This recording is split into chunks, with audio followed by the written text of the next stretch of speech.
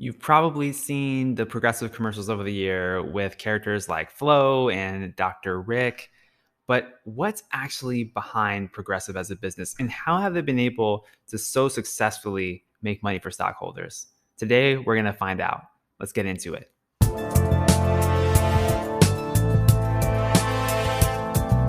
Hey there, my name is Alex Mason, your stock storyteller, and my mission here is to help you decode the business behind the stock. Now, let's talk about Progressive. Progressive is a faster growing insurance company that has been around for many years, but they have some specific, I think, maybe competitive advantages that I want to discuss with you. Progressive Insurance was started in 1937, and they became known specifically for their products for the auto industry. So they primarily grew because of the car industry, the growth of vehicle ownership in the United States, and people needing insurance for their vehicles. Over the decades, Progressive has tried to be true to its name and actually be progressive and innovative in their field.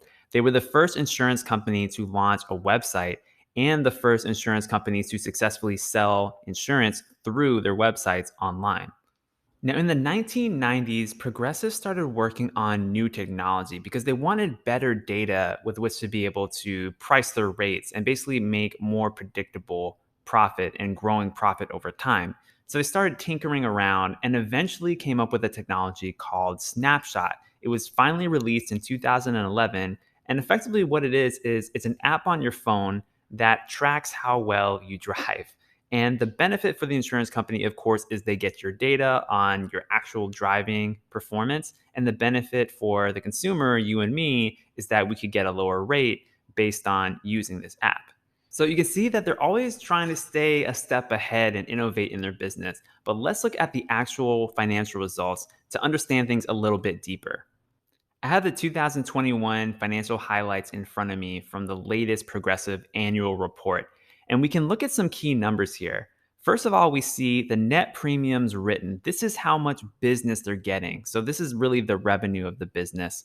And we see that in 2017, they had $27 billion in net premiums. In 2021, they had 46 billion. So, pretty healthy growth. And we actually even see the growth year over year was 16%, 20%, 15%, 8%, and 14%. So they were hit a little bit for sure because of COVID. But in 2021, it looks like they're rebounding back to their typical mid teens growth rate, which is really nice. So this is definitely a faster growing insurance company than some of the other companies that we've talked about so far. And we see too that total revenues increased, net income has increased pretty nicely too. Now, on a per share basis, in 2021, Progressive made $5.66 per share. Compare that to several years ago, 2017, they had just $2.72 per share. So they're doing a pretty good job at overall increasing their revenue growth and increasing their earnings growth.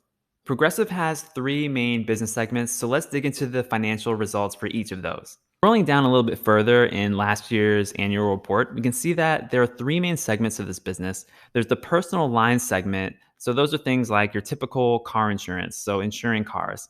And then you have commercial lines, those are commercial vehicles. And then you have property.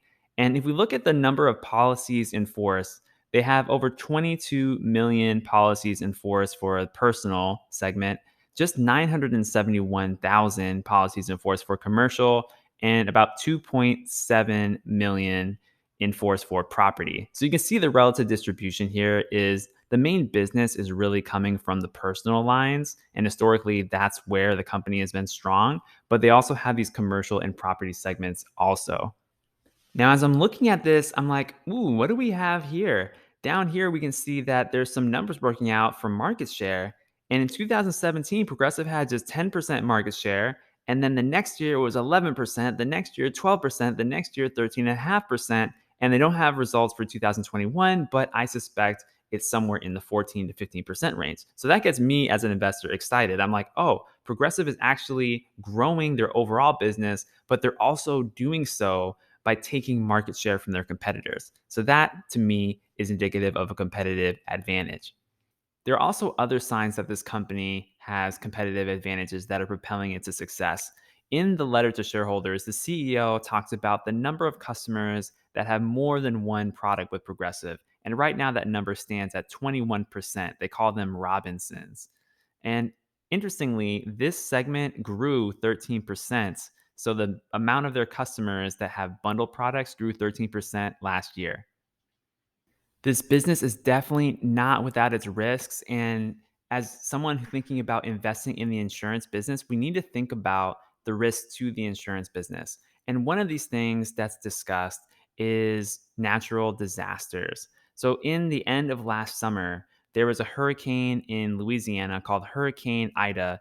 And it's one of the costliest hurricanes in US history. And it actually really hit the bottom line of Progressive. And this is a hurricane that just came through and took over Louisiana. Now, because of this one natural disaster, there were hundreds of millions of dollars in claims to Progressive. And so that really hurt its margins. And that's just one of the risks of this type of a business.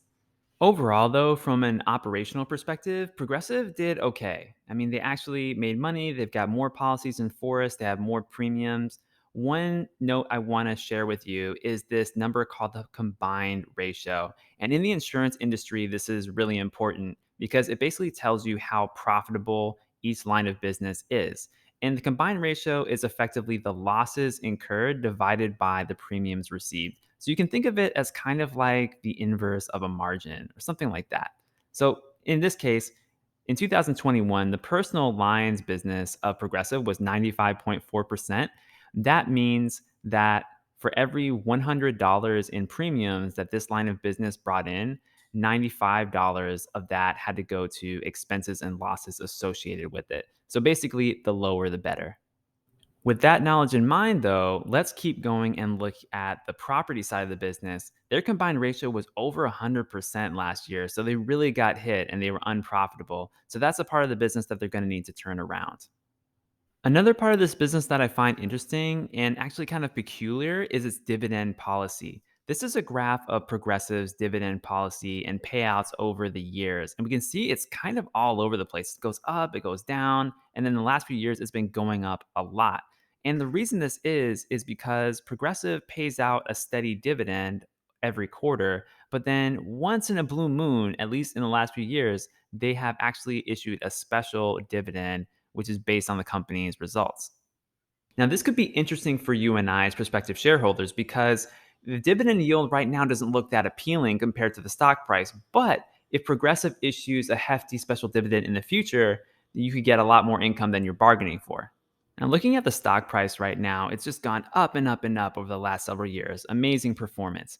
The valuation is not so great though. 90 times earnings. I mean, that's just really high, even for a company that is growing well like Progressive. Now, if you were to tell me that Progressive was growing at something like 40% a year or 50% a year, I would just wave off that 90 times valuation price earnings ratio. I wouldn't even care that much about it. But the thing is, Progressive isn't growing that fast. They're growing in the neighborhood of maybe 15 or so percent per year. Their net income and earnings per share has actually grown at around 20% a year or so. And the stock has historically returned around 20% annually over the last decade, which is amazing. But the thing is, I don't want to pay for past growth. I only want to pay for future growth. That's why I want to pass on Progressive stock right now. But that doesn't mean forever. I mean, their commercial line segment is growing actually pretty fast.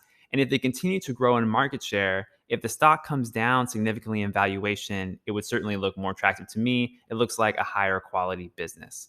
But that being said, if you want to check out literally the greatest stock in history that I have ever studied, check out this video right here. I did a full case study and I think you're going to love it.